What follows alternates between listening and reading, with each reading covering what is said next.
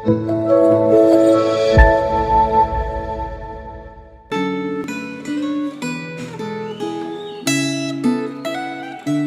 saudaraku yang dikasihi Tuhan.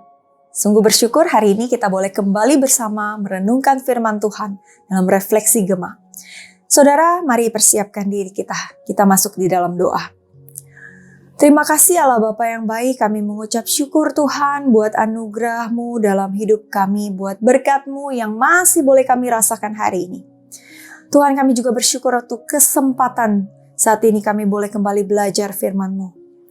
Tuhan, biarlah Roh Kudus-Mu terus bekerja dalam hati kami, sehingga apa yang kami dengarkan, apa yang kami renungkan, boleh terus kami ingat dalam kehidupan kami, dan boleh kami lakukan. Terima kasih Tuhan, hanya di dalam nama Tuhan Yesus kami berdoa. Amin. Ya Bapak Ibu Saudara, renungan kita hari ini diberi judul oleh penulis Gema, Allah Mengasihi Perempuan, yang terambil dari kitab Imamat 12. Saat ini saya akan bacakan Imamat 12 ayat pertama sampai kelima untuk kita semua. Tuhan berfirman kepada Musa demikian, katakanlah kepada orang Israel, apabila seorang perempuan bersalin dan melahirkan anak laki-laki, maka najislah ia selama 7 hari. Sama seperti pada hari-hari ia bercemar kain, ia najis. Dan pada hari yang ke-8, haruslah dikerat daging kulit katan anak itu. Selanjutnya 33 hari lamanya perempuan itu harus tinggal menantikan pentahiran dari darah nifas. Tidak boleh ia kena kepada sesuatu apapun yang kudus, dan tidak boleh ia masuk ke tempat kudus sampai sudah genap hari-hari pentahirannya.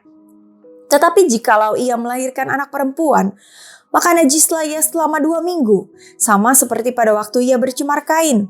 Selanjutnya 66 hari lamanya, ia harus tinggal menantikan pentahiran dari darah nifas. Demikian jauh pembacaan firman Tuhan kita hari ini. Bapak Ibu Saudara, dalam bacaan kita tadi, kita melihat bagaimana Allah mengatur tentang apa yang harus dilakukan oleh seorang perempuan setelah dia melahirkan. Kita melihat informasi adanya perbedaan masa nifas jikalau melahirkan anak laki-laki atau anak perempuan. Masa nifas itu masa pembersihan diri setelah melahirkan, karena biasanya habis melahirkan masih ada darah kotor yang dikeluarkan. Nah saudara, untuk lebih jelasnya mengenai pengaturan ini, saudara boleh baca di Gema, di sana ada penjelasan lebih mendetail. Ya saudara, mungkin ada sebagian dari kita bertanya, ngapain kok Allah sampai mengatur hal sedemikian detail mengenai hal ini? Nah di zaman perjanjian lama, perempuan itu sering dianggap memiliki martabat yang lebih rendah dari laki-laki. Sehingga peraturan ini ada bukan untuk menghalangi perempuan, melainkan ini merupakan cara Allah untuk menyatakan bahwa Allah menghargai setiap perempuan. Karena selama proses pentahiran ini, perempuan itu akan dibebas tugaskan dari tugas di luar rumah. Sehingga ia punya lebih banyak waktu untuk beristirahat, untuk recovery, untuk menjalin bonding juga dengan bayi yang baru saja dilahirkan. Nah, waktu pentahiran yang berbeda antara anak laki-laki dan perempuan juga bukan berarti Allah itu lebih menghargai laki-laki. Justru dengan pengaturan ini kita bisa melihat bahwa Allah memang memperlakukan laki-laki dan perempuan itu berbeda, namun tidak membeda-bedakan. Sebab Allah menciptakan laki-laki dan perempuan dengan keunikannya masing-masing. Nah, maka sebagai perempuan, kita harus ingat bahwa Alkitab itu tidak pernah menyebut kita sebagai makhluk ciptaan kelas 2. Melainkan kita perempuan diciptakan setara dengan laki-laki. Tetapi kita memiliki keunikan yang berbeda dengan laki-laki. Nah, akan tetapi hal ini juga jangan membuat kita menjadi kebablasan sehingga kemudian kita meremehkan laki-laki. Contohnya, jikalau ada perempuan yang mempunyai penghasilan lebih dari laki-laki, dia merendahkan pasangannya. Atau jikalau kita punya talenta yang lebih dari mereka, kemudian kita meremehkan pasangannya. Jangan sampai kita melakukan hal yang demikian, saudara. Ingatlah Kolose 3 ayat 18. Hai istri-istri, Tunduklah pada suamimu seperti kepada Tuhan. Bukan penundukan yang membabi buta. Salah atau benar, pokoknya kita harus tunduk sama suami kita. Bukan seperti itu, saudara. Tetapi penundukan yang menjadi natur kita untuk takut dan taat pada Tuhan. Taat pada apa yang benar dan sesuai dengan kehendak Tuhan. Bagi laki-laki, ingatlah juga bahwa Anda dan perempuan itu setara.